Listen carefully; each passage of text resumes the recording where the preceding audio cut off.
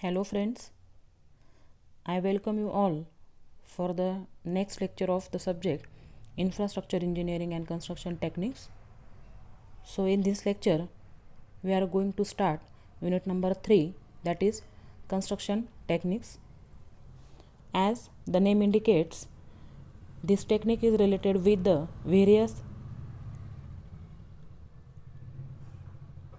construction activities that are going to be performed on construction site with the help of new and recent developments. So in this lecture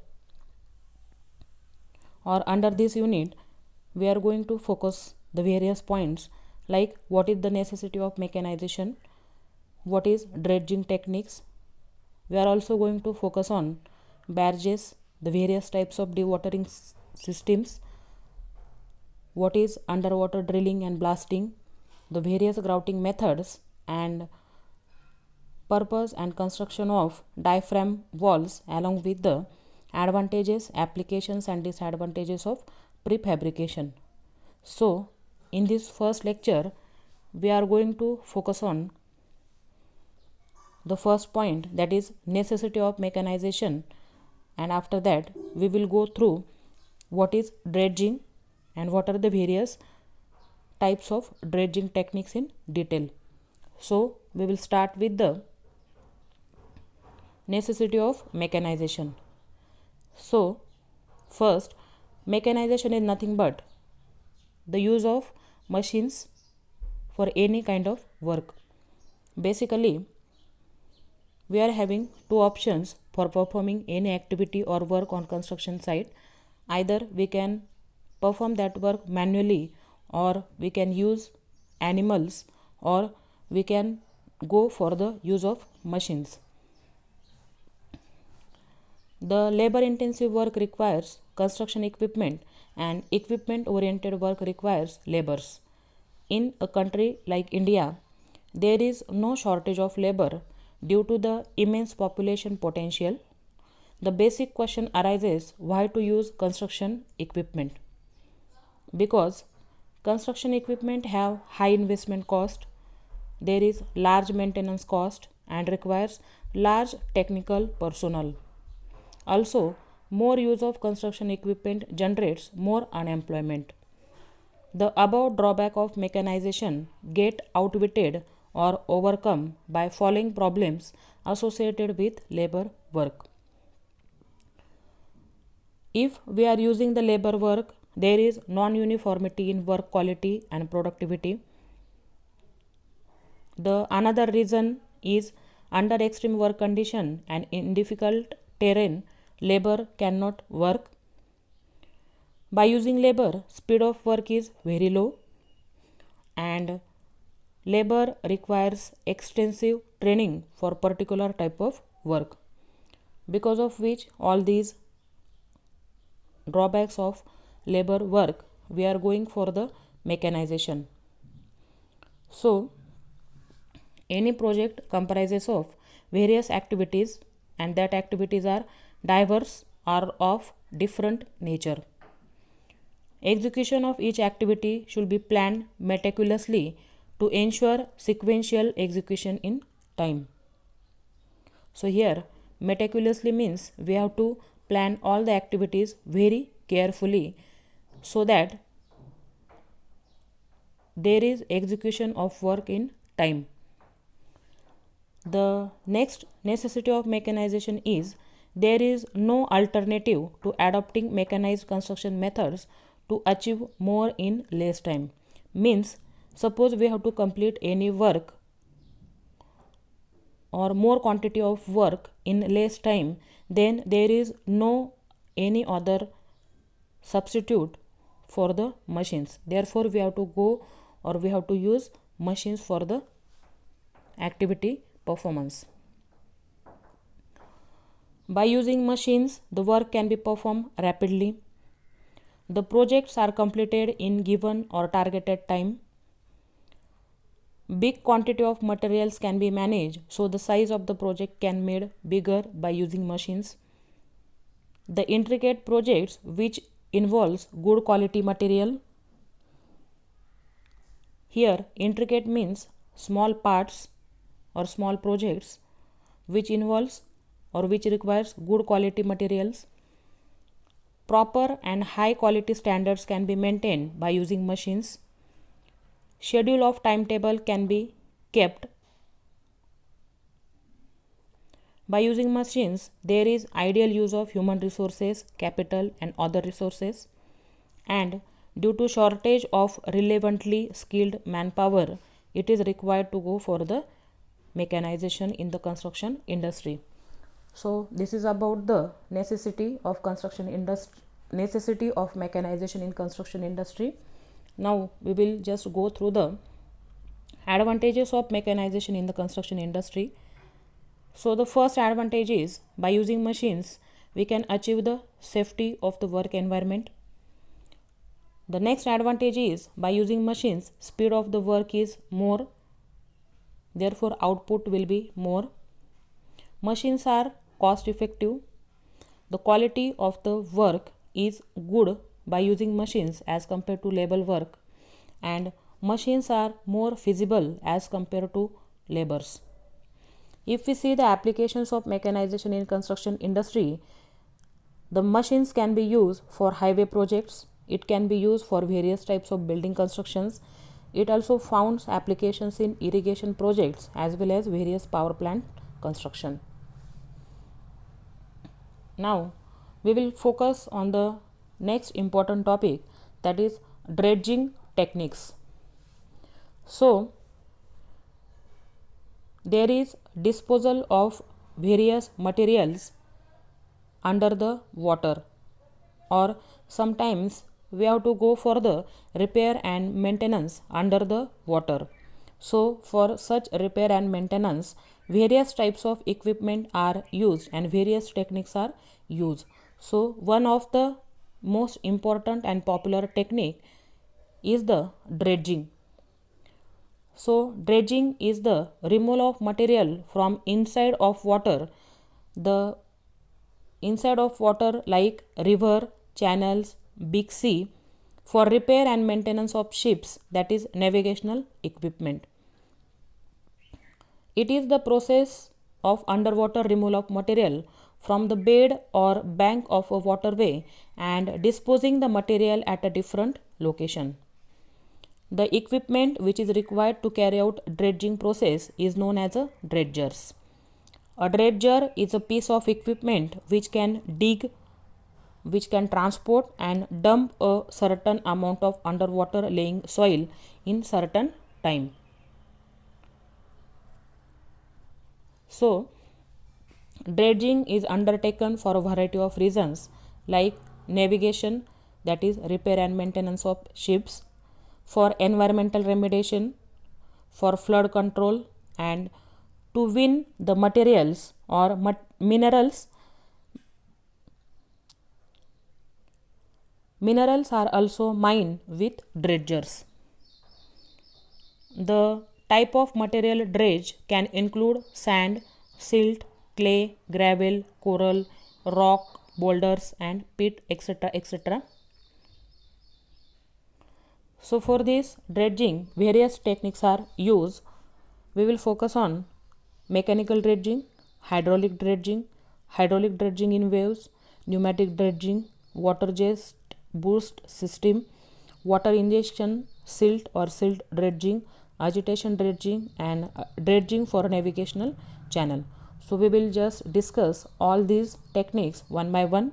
We will start with the first one, that is mechanical dredging. So as the name indicates, mechanical dredging, this method involves use of crane unit with a mechanical grab which is mounted on a floating barge or a pontoon. So in next lecture we are going to focus on what is barge or pontoon. This mechanical dredging is commonly used for small volume of dredging and for relatively loose rock. So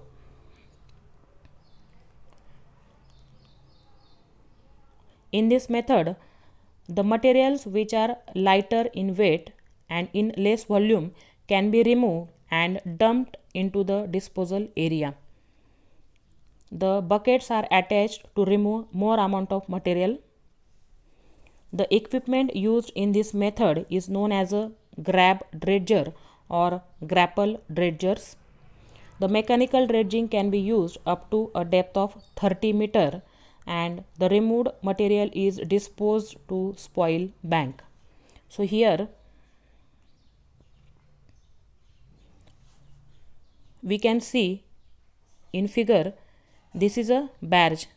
This is called as a barge or pontoon, and on which this crane is installed. So here this bucket is called as a grab dredgers or grapple dredgers, and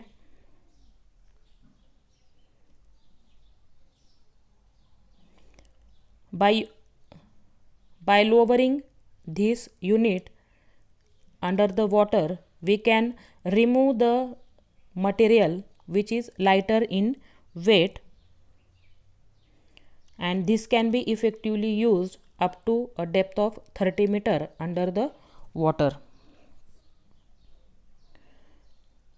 So the specifications of mechanical dredgers are: the size of this bucket, this is called as a bucket.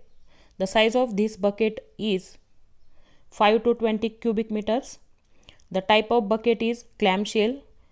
The digging depth, digging means it can dig or cut the material up to 230 feet under the water, and dredging capacity, that is removal of material from the underwater, is up to 1046 cubic yards per hour.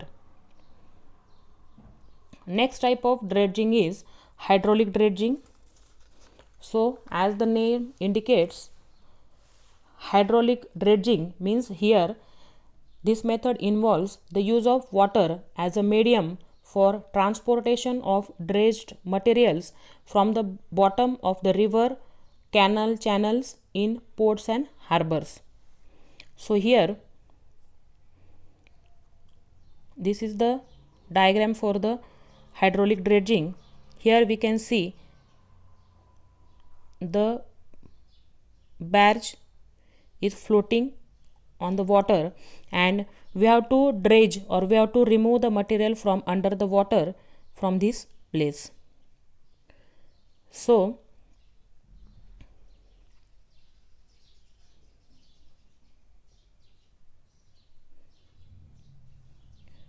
here we can see the wire cables are provided, and here it is fixed in this material so that this barge will be stable on the water.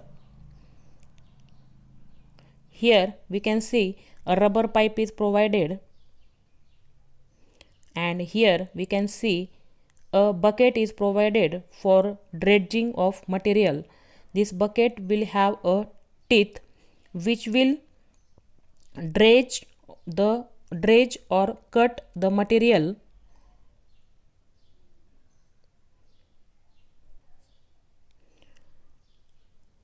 This equipment will suck the material with the help of this rubber pipe or stern pipe after loosening the material. So this bucket will loose the material, and this loosed material will be sucked by this stern or rubber pressure pipe and will be dumped to this barge. This leads the material to the disposal area which is available nearby. For hard soil, the cutters are provided at the end of stern pipe to remove the hard material. In case of deep water and disposal area is not available nearby, then a hopper along with the dredging equipment is provided. So here we can see the dredged material can be stored to this hopper, that is on the barge, and after that the material will be disposed to the nearby disposal area. Next technique is the pneumatic dredging. This type of technique is generally used when none of the another technique is suitable and effective for dredging of very soft and cohesive soil. So this pneumatic dredging is based on principle of evacuation. Here we can see the diagram of this pneumatic dredging, which shows a cylinder, a inlet valve, a suction pipe, and a compressed air is supplied by using this exhaust pipe. Okay, so the stage 1, this is the stage 1. It consists of number of chambers provided with pipes and valves. The condition for such type of use of technique is the valve, this valve should be submerged in soil where we have to carry out this dredging. So this is the area where we have to carry out the dredging. So this valve should be submerged in a soil. This exhaust pipe is provided to send the compressed air. As soon as this valve is started, soil will enter in this valve due to hydrostatic pressure.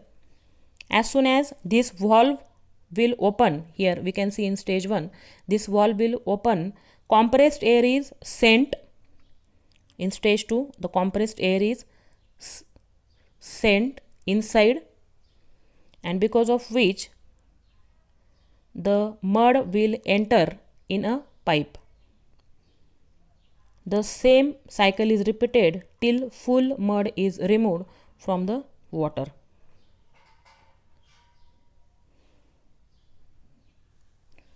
Next is the water jet boost system. So this system is an improvement in hydraulic dredging system.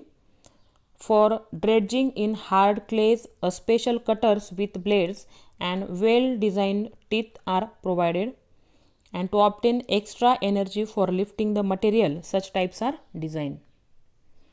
Next important type is the water injection system or silt dredging.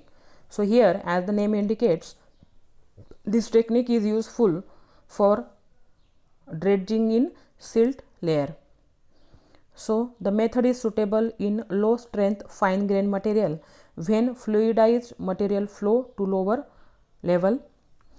This system is applicable for a depth of 3 meter to 15 meter, and it requires less manpower.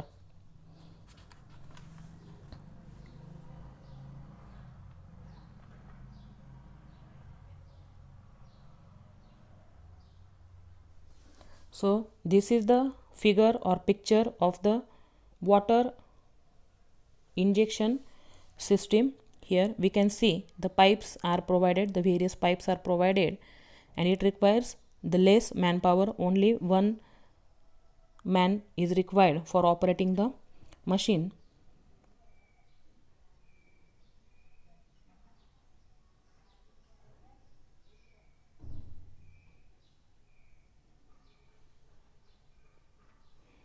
So here we can see where we have to carry out the silt dredging. The